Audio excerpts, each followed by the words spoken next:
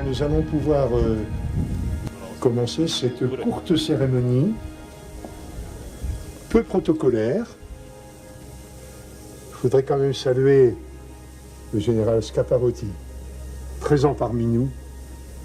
Et Maurice Renaud nous dira un petit peu plus qui il est tout à l'heure. Je voudrais saluer Suzanne Eisenhower, Chloé Galline et monsieur le député, qui est tout près. Voilà. Élu maire de Sainte-Mère-Église le 16 mai 1944, Alexandre Renaud a dû assumer cette fonction et veiller au bien-être des réfugiés et de la population dans les jours et les semaines qui ont suivi le débarquement. Les 3 cimetières provisoires, les 12 000 soldats enterrés ici, rappelaient aux habitants de Sainte-Mère-Église l'ampleur du sacrifice consenti. Dès juin 1945, Alexandre Renaud a souhaité honorer nos libérateurs. Le 6 juin 1945, il accueille des soldats du 508e régiment de parachutistes pour célébrer ce premier anniversaire. En février 1946, il reçoit, comme tous les maires concernés, un courrier du commandant Guy de la Vasselée, maire de Saint-Symphorien en Eure-et-Loire, qui propose la création de la Voie de la Liberté. Alexandre Renaud comprend aussitôt l'importance de cette proposition. Le 6 juin 1946, à Sainte-Mère-Église, Guy Occard, maire de Metz, annonce la naissance du Comité de la Voie de la Liberté. Alexandre Renaud est nommé administrateur de ce comité par l'Assemblée constitutive du 2 juillet 1946. La borne 0 sera posée devant la mairie de Sainte-Mère-Église. Le 14 mars 2017, nous avons réactivé ce comité de la Voie de la Liberté. J'ai été désigné 2e vice-président et je suis particulièrement fier de m'inscrire ainsi dans les pas de mon illustre prédécesseur.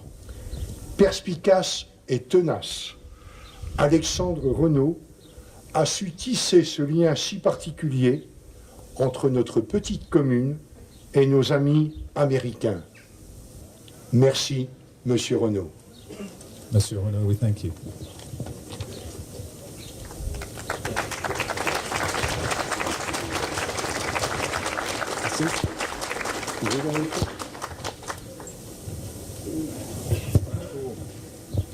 So now on va avoir l'allocution du général Scaparotti. J'ai quelques mots à vous dire sur le général. I'm sorry, I'm going to do it in French so the people will know better who you are. Général Scaparotti est le commandant suprême des forces alliées en Europe. C'est donc lui le patron de l'OTAN. Il est très fier et pour lui c'est très important d'avoir été avec la 82e Airborne. Et il a d'abord été le colonel commandant le 325e Airborne Infantry Regiment, right? Et après, il est devenu le commandant en chef, commandant général de la 82e Airborne. Donc, il est très concerné par tout ce qui s'est passé à Sainte-Mère-Église. Et d'ailleurs, il nous a fait l'honneur de venir l'année dernière et de revenir cette année. Donc, General Scaparotti, it's your...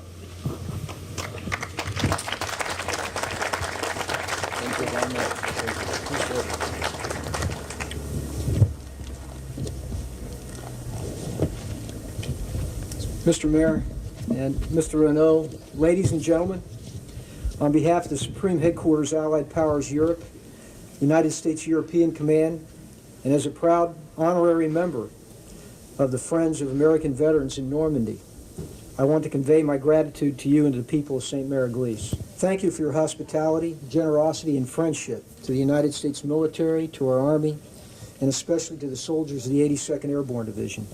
For 74 years, you've hosted us, housed us, fed us, and we've become like family.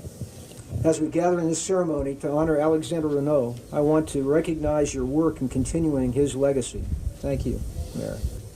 Alexander dedicated his life to the city and to the memory of the Americans who fought to free it from subjugation. As mayor, he led with unrelenting faith and indomitable optimism, even from the ditch on the edge of town where he and his family and neighbors had taken refuge while the battle for the city raged. He never lost hope that liberation was at hand. With that faith and optimism, he guided this town's citizens from the darkness of occupation and oppression into the light of freedom. As a historian, Alexander captured the heroic acts of airborne soldiers and average citizens alike. He described the paratroopers who fought here as the bravest of the brave and vowed to never forget the sacrifices they made. He also recorded the courage of everyday people who, during the war, provided soldiers with food, water, medicine, and shelter, often at the risk of their own safety and security, even as they fought to provide for their own families. He rebuilt this city not just with brick and stone, but with books and stories that provide a priceless record of this city's revival. Alexander was more than just a mayor and a historian. He was also a father. He taught his children how to conquer fear, though they were marked at a young age with images of death and destruction.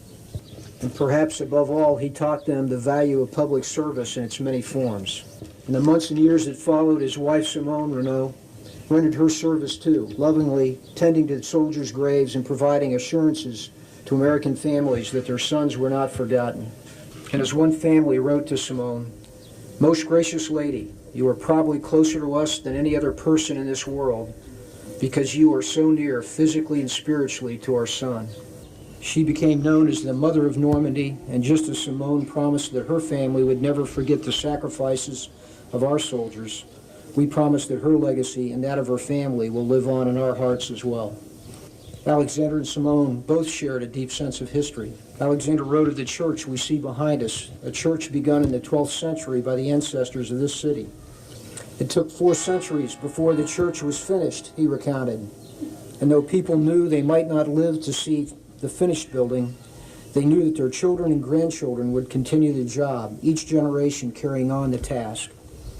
So for all of us here, and particularly the soldiers, this is what history calls us to do: to carry on the task, to continue the work, to carry forward the great and noble undertaking, to serve the cause of freedom.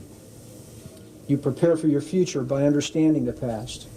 And to the paratroopers of the 82nd Airborne Division here today, you carry on the All-American legacy, a legacy forever bound to St. Mary Glees, a legacy shared proudly with the Mayor of the Liberation and the Mayor, Alexander Renault. Merci.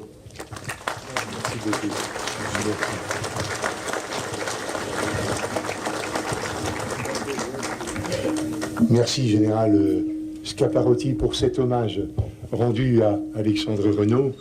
Et je profite de cette reprise de parole pour saluer Madame Mayer, représentant la République fédérale d'Allemagne, et le général Kurila, qui commande la 82e Airborne Division, et qui est arrivé donc jusqu'à Sainte-Mère-Église aujourd'hui. On est vraiment très heureux de l'accueillir. Voilà. Alors maintenant, nous allons simplement terminer cette cérémonie par un dépôt de gerbes suivi du tape. Voilà. Je vais déposer.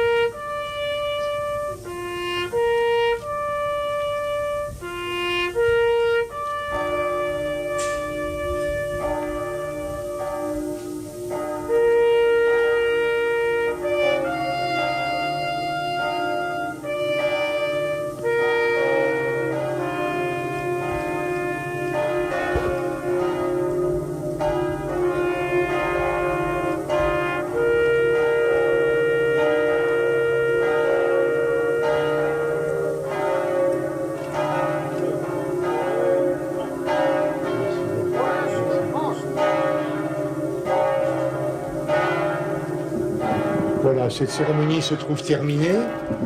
Les cloches simplement signalent le début du Memorial Service et après le Memorial Service, une cérémonie aura lieu au monument des parachutistes.